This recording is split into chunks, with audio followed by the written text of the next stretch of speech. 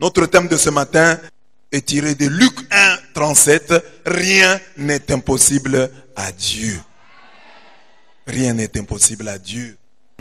Nous voulons à travers ce thème approfondir la compréhension, notre compréhension de l'Immaculée Conception de Marie.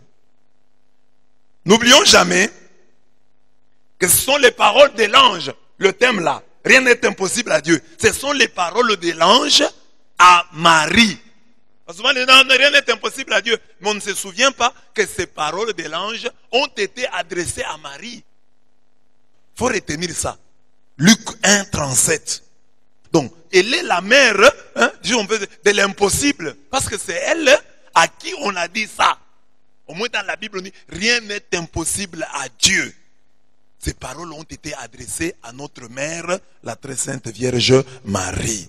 N'oublions jamais que ce sont les paroles de l'ange Gabriel dites à Marie. Nous voulons qu'elle soit la réponse de Dieu et de la conscience à ceux qui hésitent à croire en ce que l'Église enseigne sur Marie. Quand l'homme hésite à croire ce que l'Église catholique enseigne sur Marie, que Luc 1, 37 soit la réponse générique. Vous dites que Marie est conçue sans péché. Papa, rien n'est impossible à Dieu. Vous dites que Marie a été enlevée au ciel. Mais papa, rien n'est impossible à Dieu. Vous dites que Marie est la mère de Dieu. Est-ce qu'une personne humaine peut devenir la mère de Dieu? Papa, rien n'est impossible à Dieu. Ces paroles de l'ange ont été dites à qui? À Marie. Donc ça devait être le thème de toutes les prédications sur Marie. Rien n'est impossible à Dieu. Quand les autres ne comprennent pas là, nous leur disons rien n'est impossible à Dieu. Avec Marie, Dieu nous introduit dans le monde du tutoiement des impossibles. Avec le Dieu de Marie, nous sommes en plein dans le tutoiement des impossibles. Nous commençons à tutoyer les impossibles. Parce qu'une vierge peut mettre au monde.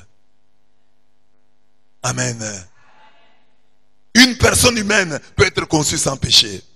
Ça c'est le tutoiement des impossibles. Alors, un fils, une fille de Marie doit être aussi forte, doit être aussi fort en tutoiement des impossibles. Amen. Dis à ton voisin, tutoie les impossibles. Nous devons tutoyer les impossibles. Tutoyons-les au nom de Jésus. Premier point donc, le contenu du dogme ou ce que l'Église enseigne. Parce qu'il faut préciser, ça c'est la partie dogmatique de mon enseignement. Elle est plus importante. Il faut d'abord savoir qu'est-ce que l'Église enseigne. Qu'est-ce que l'Église enseigne sur l'Immaculée Conception. Il faut savoir. Parce qu'il y a possibilité de confondre la conception virginale de Jésus-Christ et l'Immaculée Conception de Marie. Marie a été préservée du péché parce qu'on parle de l'Immaculée mais Marie aussi a été préservée des péchés actuels. Mais ici, on insiste plus sur les péchés originels. Donc la conception virginale est de Jésus. L'Immaculée Conception est de Marie. Donc Marie n'est pas née d'une vierge.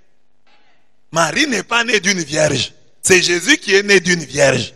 Mais Marie, elle, a été préservée des souillures du péché originel. Ça c'est l'idée. Il ne faut pas confondre conception virginale, ça concerne Jésus. Immaculée Conception, ça concerne Marie. Alors maintenant, je vous donne maintenant le dogme. Le dogme, c'est la vérité de foi. Parce que les gens ont une mauvaise conception du dogme. Oh, le dogme, ce sont les dogmes, les dogmes. Dogme, ça veut dire vérité de foi. Comme quand nous disons Dieu existe. C'est aussi un dogme. C'est une vérité de foi. On ne peut pas l'expérimenter chimiquement. On ne peut pas l'expérimenter physiquement. Donc c'est une vérité de foi, l'existence de Dieu. Amen. Voilà. Le contenu du dogme ou ce que l'Église enseigne. L'Immaculée Conception ou encore la conception immaculée de Marie, fête chrétienne depuis le Moyen-Âge, est un dogme, est une vérité de foi. Un dogme signifie une vérité de foi de l'Église catholique romaine, définie le 8 décembre 1854 par le pape Pie IX. La fête a toujours existé. Depuis le Moyen-Âge, la fête. Mais la croyance est même plus ancienne. Mais la fête a existé au Moyen-Âge, mais le dogme a été défini en 1854 par le pape Pie IX. En parlant de l'Immaculée Conception, l'Église enseigne que Marie, mère de Jésus-Christ, fut conçue exempte de la souillure du péché originel. Vous voyez la précision? Exempte de la souillure du péché originel. Voici les termes par lesquels l'Église définit notre foi. Lisons ensemble cette déclaration. Nous déclarons, prononçons et définissons que la doctrine qui tient que la bienheureuse Vierge Marie a été au premier instant de sa conception, par une grâce et une faveur singulière de Dieu Tout-Puissant, en vue des mérites de Jésus-Christ, sauveur du genre humain, préservée intacte de toute souillure du péché originel, est une doctrine révélée de Dieu, et qu'ainsi elle doit être crue fermement et constamment par tous les fidèles. Vous voyez maintenant, quand on définit, on dit maintenant, ça dit tout catholique est obligé de croire fermement et constamment. Et qu'est-ce que l'Église dit? Nous avons le texte est très clair. Il dit, Marie a été au premier instant de sa conception, par une grâce et une faveur singulière de Dieu. Quel Dieu? Du Dieu tout-puissant. Du Dieu là qui peut tout. Du Dieu là à qui rien n'est impossible. Par une grâce et une faveur singulière de ce Dieu tout-puissant. Pourquoi tout cela lui est arrivé? Pourquoi est-ce qu'elle a été préservée, intacte de toute souillure du péché originel, en vue des mérites de Jésus-Christ, sauveur du genre humain? Marie a été, par une grâce et une faveur du Dieu Tout-Puissant, objectif, en vue des mérites de Jésus-Christ, sauveur du genre humain. Qu'est-ce qui est arrivé à Marie? Elle a été préservée intacte de toute souillure du péché originel. Donc le péché originel a été commis par nos premiers parents, Adam et Ève. Mais maintenant la souillure là nous atteint nous autres. Mais Marie, elle, a été par une faveur et une grâce singulière du Dieu Tout-Puissant, elle a été préservée intacte de toute souillure de ce péché-là. Alors l'Église dit que cette immaculée conception-là est une doctrine révélée de Dieu. Ce n'est pas une invention des hommes, une doctrine révélée de Dieu, et qu'ainsi elle doit être crue fermement et constamment par tous les fidèles. Donc tu es catholique, tu dois croire. Amen. Le Concile Vatican II. Le Concile Vatican II, c'est-à-dire le rassemblement des évêques qui a eu lieu au Vatican pour la deuxième fois. Le Concile Vatican II. Parce qu'il y a eu un Concile Vatican I et puis il y a un Concile Vatican II. Les évêques se réunissent en concile. Comme il y a eu le Concile de Nicée, comme il y a eu le Concile de Constantinople. Alors le Concile s'est réuni au Vatican pour la deuxième fois. C'est ça qu'on appelle Concile Vatican II. Que Marie a été rachetée de façon éminente en considération des mérites de son fils. C'est pourquoi je vous dis que l'Immaculée Conception est une adoration de Jésus-Christ. Nous disons Jésus est tellement saint qu'il est né d'une femme pure. Donc l'Immaculée Conception glorifie Jésus. Lumen Gentium 53. Maintenant, Lumen Gentium, c'est la constitution dogmatique du Concile Vatican II sur l'Église. Donc, au concile là, ils ont écrit un document sur l'Église. Et ce document-là s'appelle Lumen Gentium. Et dans ce document-là, on parle de la Vierge Marie. Et vous voyez, c'est très beau que les documents sur l'Église, que c'est la constitution dogmatique sur l'Église qui parle de Marie. Marie a été rachetée de façon éminente en considération des mérites de son fils. Et que indemne de toute tâche de péché, ayant été pétrie par l'Esprit Saint, elle a été formée comme une nouvelle créature. Marie est comme la correction d'Adam et Ève. Parce qu'Adam et Ève ont péché et ainsi ont détruit en eux l'image de Dieu. Et Marie, parce que préservée de ce péché qui a détruit l'image de Dieu en Adam et Ève, Marie est est formée comme une nouvelle créature. Ça c'est document conciliaire, ça c'est l'affirmation dogmatique même de l'Église par le pape Pie IX. Je vous ai donné ça. Maintenant, je vous dis à partir de lex orandi, lex credendi. Lex orandi, lex credendi, ça signifie quoi? Lex orandi, lex credendi. Je ne cesse de répéter ça souvent ici. Lex orandi, lex credendi. C'est-à-dire que si tu veux connaître la foi de l'Église, regarde les prières. Dans les prières de l'Église, dans les différentes oraisons que nous avons, nous y trouvons la foi de l'Église. Parce qu'on peut trouver une prière du IIe siècle. La prière du IIe siècle contient la doctrine de l'Église de cette époque-là. Alors maintenant ici, nous allons examiner les prières que nous faisons en ce jour. Elles sont porteuses. Elles nous informent sur la foi de l'Église. Je commence par la collecte. La première prière qu'on a faite aujourd'hui. On dit Seigneur. Lisons ensemble. Seigneur, tu as préparé à ton Fils une demeure digne de lui par la conception immaculée de la Vierge. Puisque tu l'as préservé de tout péché par une grâce venant déjà de la mort de ton Fils, accorde-nous à l'intercession de cette mère très pure de parvenir jusqu'à toi, purifiez-nous aussi de tout mal. Regardez cette prière. C'est une prière pleine. Je m'étonne quand quelqu'un peut quitter l'église catholique.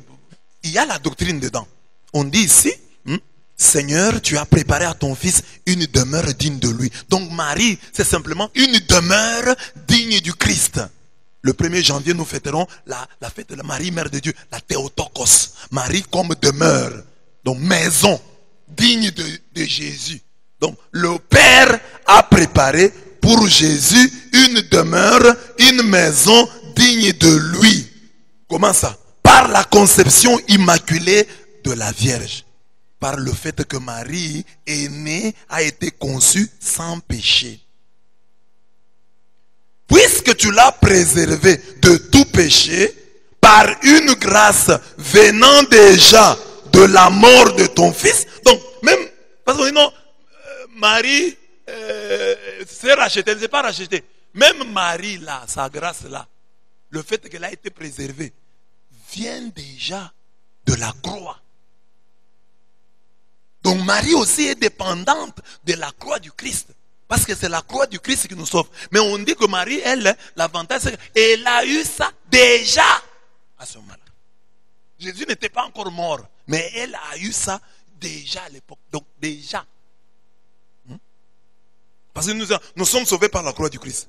Donc Marie, elle, n'a pas été sauvée par la croix du Christ.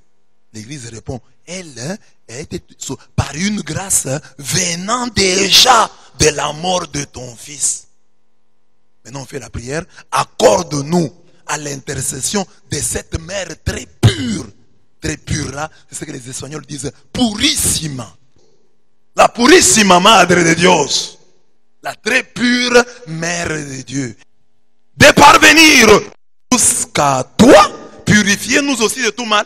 C'est-à-dire que nous disons que ce que tu as donné à Marie là, à l'avance, accorde-nous la même grâce maintenant. Au moment des offrandes, quelle est la prière qui est faite? Accueille Seigneur le sacrifice du salut que nous t'offrons en ces jours où nous célébrons la conception immaculée de Marie. doctrine.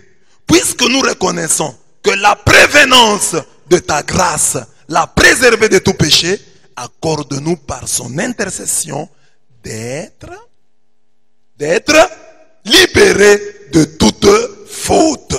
Alors vous voyez maintenant, maintenant en affirmant maintenant on approfondit beaucoup plus la doctrine en disant Marie a été préservée du péché originel, mais aussi des péchés actuels. Dans la préface, qu'est-ce qu'on dit? Car tu as préservé la Vierge Marie de toutes les séquelles. On emploie souillure, mais on emploie aussi séquelles. De toutes les séquelles du premier péché. Et tu l'as comblé de grâce. Vous voyez maintenant, tu l'as comblé de grâce. Préservé du péché et tu l'as comblé de grâce pour préparer à ton fils une mère vraiment digne de lui. Une mère vraiment digne de lui. Donc Dieu a voulu, en Marie, Dieu voulait donner à Jésus une mère digne de lui. Je vais revenir. Une mère vraiment digne de lui. Hein, vraiment digne de lui. Ça, c'est l'affirmation de l'Église. Tu ne peux pas critiquer l'Immaculée Conception sans lire les oraisons, sans lire la préface de ce jour. Donc un catholique normal doit avoir aussi le missel. Parce que quand tu as le missel, tu lis les préfaces. Tu sais ce qu'on dit. Parce que la préface contient la doctrine. Lex orandi, lex credendi. Tu as préparé à ton fils une mère vraiment digne de lui. En elle, tu préfigurais l'église. Vous comprenez maintenant pourquoi Marie, on parle de Marie en Lumen Gentium 53. Lumen Gentium qui est la constitution dogmatique de l'église et on parle de Marie. Normalement, on devait avoir un document à part sur Marie. Non, on parle de Marie dans Lumen Gentium. Parce que Marie préfigure l'église. Marie montre ce que l'église doit être. Elle est l'épouse du Saint-Esprit. Et nous, comme épouse du Christ, nous devons être comme Marie. Lumen Gentium 53. Lumen Gentium 53. Lumen Gentium. En elle, tu préfigurais l'église. Tu préfigurais l'église, la fiancée sans rides, sans tache, resplendissante de beauté. Pourquoi parle-t-on de Marie dans Lumen Gentium, qui est la constitution dogmatique sur l'église? Réponse, parce que Marie est présentée comme la préfiguration de l'église. Elle est l'image de l'église. Resplendissante de beauté, devrait nous donner le Sauveur, l'agneau immaculé qui enlève nos fautes. Choisie entre toutes les femmes, elle intervient en faveur de ton peuple et demeure pour lui l'idéal de sainteté. Marie demeure pour le peuple l'idéal de sainteté. Ça c'est la préface. Et vous voyez là-bas, encore une fois on dit, tu as préservé Marie de toutes les séquelles du premier péché. Donc vous ne pouvez pas parler de l'Immaculée Conception sans parler de la préservation du péché originel. Marie préservée du péché originel. Quand on vous dit en bref, Immaculée Conception c'est quoi? Dites seulement, c'est Marie préservée du péché originel.